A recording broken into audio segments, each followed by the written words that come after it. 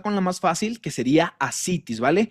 Esta es la relax, esta es la que de cajón seguramente todos han visto un paciente con ascitis y les aseguro que se les va a hacer muy sencillo. ¿Cómo se define la ascitis? Como la acumulación de líquido en la cavidad peritoneal. Ahora, existe una clasificación muy clásica que seguramente ya han visto, que se lo dividen en grado 1, grado 2, grado 3. Ahorita vamos a ver eso.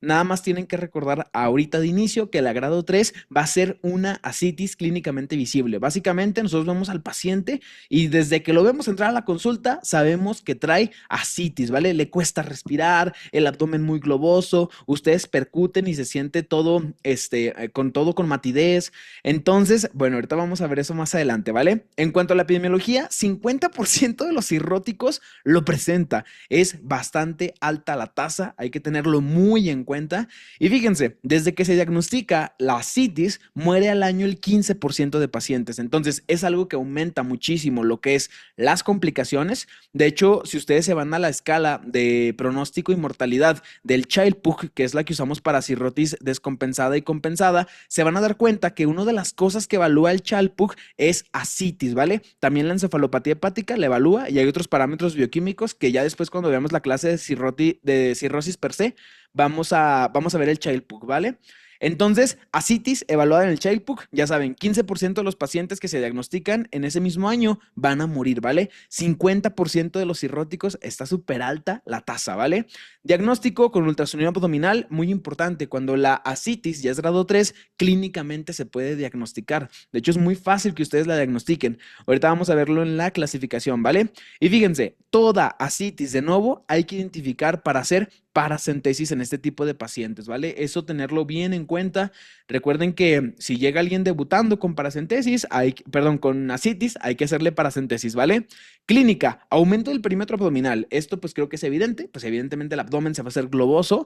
Matidez a la percusión en flancos, sobre todo cuando todavía no hay exceso de líquido. Incluso podemos ir cambiando al paciente de posición y vamos a ir percibiendo lo que es el signo de la ola, ¿vale? Que nos dice la GPC, para que esté presente, se ocupan 10 litros.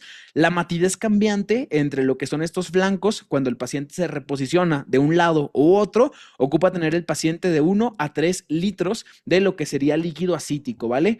Entonces, esto importante, hay que tenerlo en cuenta. La verdad es que identificar lo que es una ascitis no es muy difícil, simplemente lo que va a resultar más difícil va a ser esto de la clasificación que vamos a ver. Recuerden, clásicamente, hipertensión portal, el gradiente de hipertensión portal tiene que estar arriba de 10 milímetros de mercurio para que se desarrolle esta complicación, ¿vale? Ahora, en cuanto a la clasificación, tenemos que hay 3 tipos, ¿vale? Y esto va a depender de la gravedad, evidentemente. Tenemos la leve, la moderada o severa, o grado 1, grado 2, grado 3. Y fíjense, la grado 1, leve, solamente visible con ecografía. ¿Qué quiere decir? Que yo tengo un paciente cirrótico, le hago su ecografía porque clínicamente no trae datos, básicamente no trae nada. Es un paciente que básicamente, únicamente por ecografía yo lo voy a poder identificar, ¿vale? El grado 2 es uno moderado. Este paciente ya trae clínica sugestiva, visible de lo que es ascitis, pero no afecta ninguna de sus actividades de la vida diaria. Un paciente en grado 3 o severa, básicamente ya está tensión y es esto que vemos acá abajo. Ese abdomen globoso característico, fíjense en estas líneas azules que vemos acá de este lado, esas líneas que vemos por ahí azules son varices que están literalmente ensanchadas, ¿sale? Recuerden que esto se le conoce como el signo de la cabeza de Medusa. Esto obviamente no se ve tan mal, porque ya cuando vemos imágenes que se ve literalmente toda la red colateral a nivel abdominal, ahí es cuando verdaderamente se ve como una cabeza de medusa, ¿vale? Entonces recuerden, grado 3, ya está tensión, es un abdomen globoso, muy distendido, le va a costar al paciente respirar, por eso la paracentesis también puede ser terapéutica, porque si ustedes le quitan el líquido acítico, pues básicamente el diafragma ya va a poder bajar bien y va a poder ascender bien, ¿vale? Lo que sucede justamente de la dificultad respiratoria asociada a la citis es que el diafragma restringe sus movimientos, ¿vale? Entonces, eso hay que tenerlo en consideración. En cuanto a la ecografía, fíjense, vemos lo que es el margen hepático, vemos la pared abdominal y justamente aquí en lo que es la parte central vemos todo este líquido que se va a ver anecoico, ¿vale? Acuérdense que todo lo que tenga líquido en el ultrasonido se va a ver anecoico, se va a ver negro, ¿vale? Entonces, eso hay que tenerlo en cuenta. Es como los quistes, cuando veíamos la clase de quistes de ovario en neoplasias de anexos, donde veíamos que todo lo que se veía anecoico era básicamente quistes ováricos, ¿vale?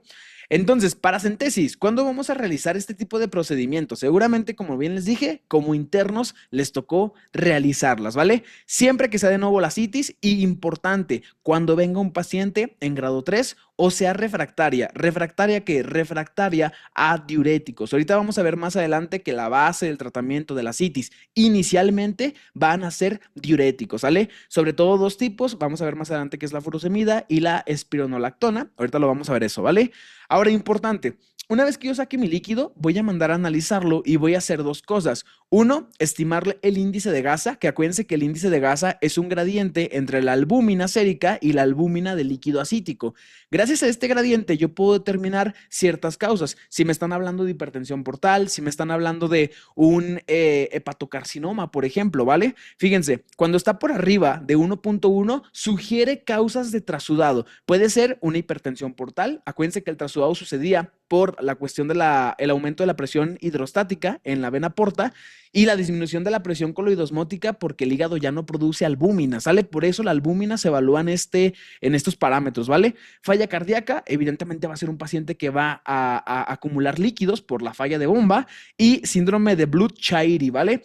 Importante, acuérdense que el Blood-Chiari es un síndrome que sucede por trombosis de lo que serían venas intrahepáticas, incluso se puede llegar a trombosar ramas de la vena porta, ¿sale? Entonces, esto es importante tenerlo en cuenta. Evidentemente, si se trombosa una de estas venas grandes, la presión se va a acumular y esa presión va a generar trasudados hacia la cavidad ascítica, ¿vale? Eso es importante. Ahora, si este gradiente sale menos de 1.1 gramos sobre decilitro, hay que pensar en las causas más feas, ¿sale? Hepatocarcinomas, carcinomas peritoneales, tuberculosis peritoneal, sobre todo tener en cuenta la tuberculosis peritoneal, porque acuérdense que la tuberculosis peritoneal también podemos sacarle lo que es la ADA. Acuérdense que la ADA es la adenosín desaminidasa, perdón, y también podemos buscarla cuando pensemos en tuberculosis a nivel peritoneal, ¿vale? Ascitis pancreática, esto también es importante. Recuerden que las pancreatitis agudas pueden llegar a generar exudados, como en el caso de derrames pleurales, por ejemplo, también puede llegar a haber ascitis por esta razón, ¿vale? Síndrome nefrótico, evidentemente también. Recuerden que el nefrótico pierde proteínas. Si se pierden las proteínas, cae la presión coloidosmótica y esto nos ocasiona que tengamos aumento de extravasación de líquidos hacia cavidades, en este caso hacia cavidad ascítica, ¿vale? Y fíjense, hablando un poco más per se de lo que serían diferenciales en el líquido acítico, si tenemos proteínas menos de 15 gramos sobre el litro, hay que pensar en riesgo de peritonitis bacteriana espontánea, ¿vale? En este caso, como hay riesgo, vamos a dar profilaxis nada más, ¿vale? La profilaxis sería con ormofloxacino o con trimetropril con sulfametoxazol, ¿vale? Ahora, si tenemos un gradiente acítico o un gasa mayor a 1.1, acuérdense que la principal cosa que tenemos que pensar es hipertensión portal. Si tenemos esta de acá abajo muy importante, ¿vale? Celularidad con neutrófilos de más de 250 o signos sistémicos de infección, ya saben, fiebre, que el paciente traiga leucocitosis, todas estas cuestiones que vemos dentro de lo que es el CIRS, vamos a dar tratamiento, ahora sí, ya no profiláctico, sino tratamiento definitivo en este paciente, ¿vale? Vamos a dar lo que es cefo, taxima, 2 gramos cada 8 horas, e incluso se puede llegar a dar vía oral o floxacino, ¿sale? Si se fijan, tanto en profilaxis como en tratamiento ya de peritonitis bacteriana espontánea, se dan quinolonas, ¿no? Acá arriba para profilaxis el normofloxacino y acá abajo como tratamiento ya se puede dar lo que es el ofloxacino. Entonces, tener en cuenta, sí, claro, estos son cosas que nos marca lo que es la GPC, y hay que tenerlo muy presente, ¿vale? Esto hay que tenerlo muy, muy presente. Recuerden también que la paracentesis se hace en lo que es la parte izquierda inferior de lo que es el abdomen, ¿vale? ¿Por qué se hace a nivel izquierdo? Porque recuerden que del lado derecho se encuentra lo que es el ciego, el margen colónico de ese lado, que básicamente pues ahí va a estar el apéndice, va a estar el colon ascendente.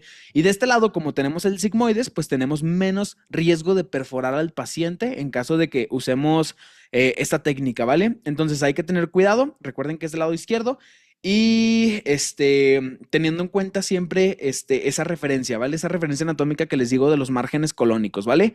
Ahora, tratamiento, ya saben, ascitis de novo y paciente con grado 3 o refractaria a diuréticos, paracentesis. Vamos a ver en qué casos vamos a irnos con medicamentos, con tratamiento médico.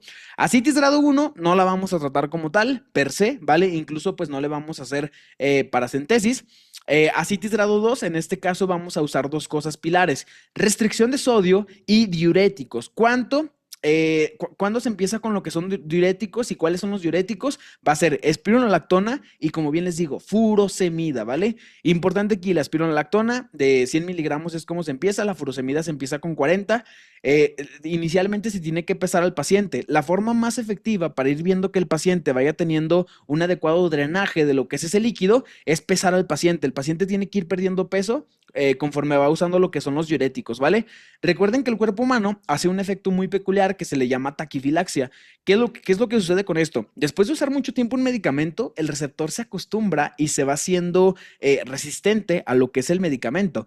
Entonces, vamos a ir ocupando aumentar las dosis, hasta el punto que el paciente sea refractario a diuréticos. Si el paciente se vuelve refractario a diuréticos, ¿cuál va a ser la única opción de tratamiento a seguir en este caso? Va a ser las paracentesis en este caso, ¿no? Como bien lo dijimos en esta indicación del cuadrito rojo, ¿verdad?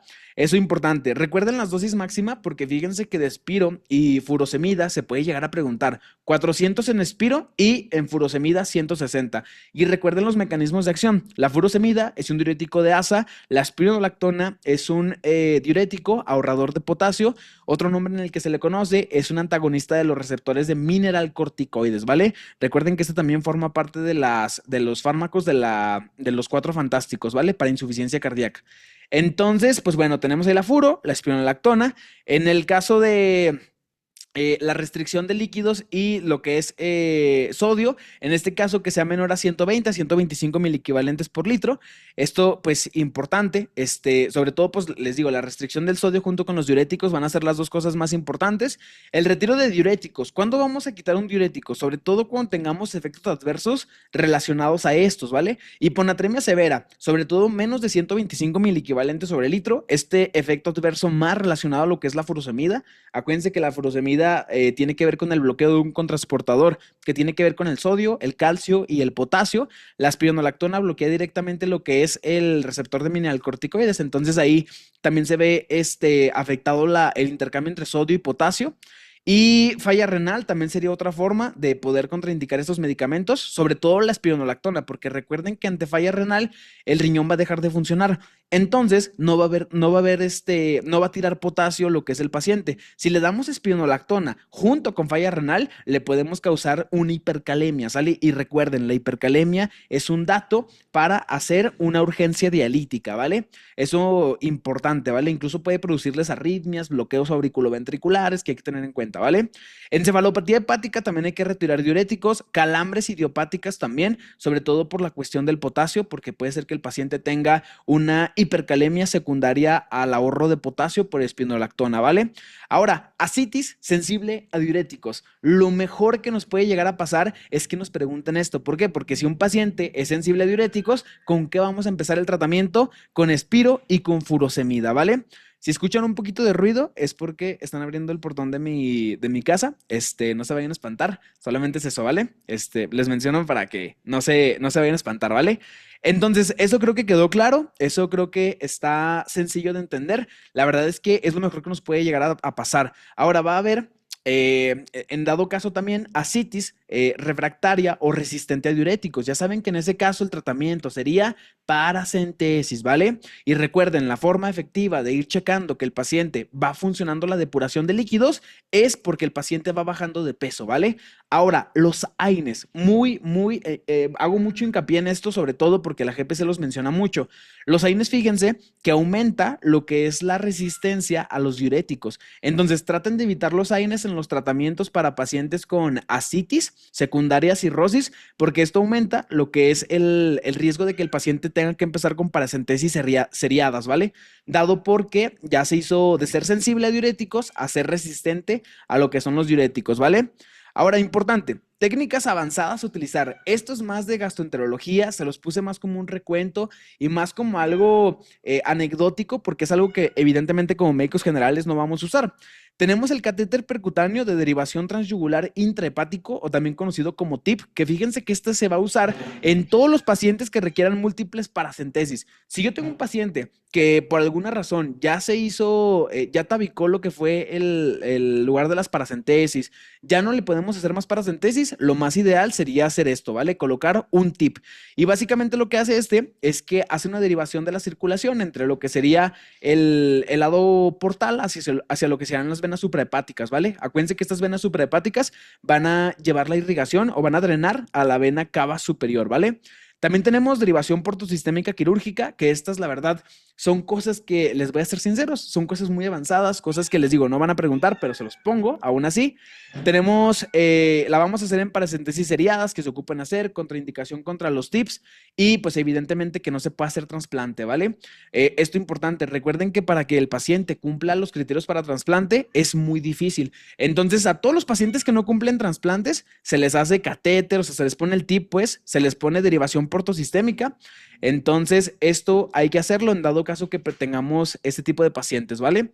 Ahora, vámonos con el segundo tema, la segunda complicación, que sería encefalopatía hepática, ¿vale? Aquí, muy importante, este tema es casi les puedo decir como medicina con palabras mayúsculas, porque literalmente habla de mucha fisiopatología, que la verdad es que está muy interesante, y todo tiene que ver con una desregulación en la cantidad de amonio que se va a formar. Y esto secundariamente a la actividad de la flora o la microbiota bacteriana a nivel intestinal. Entonces,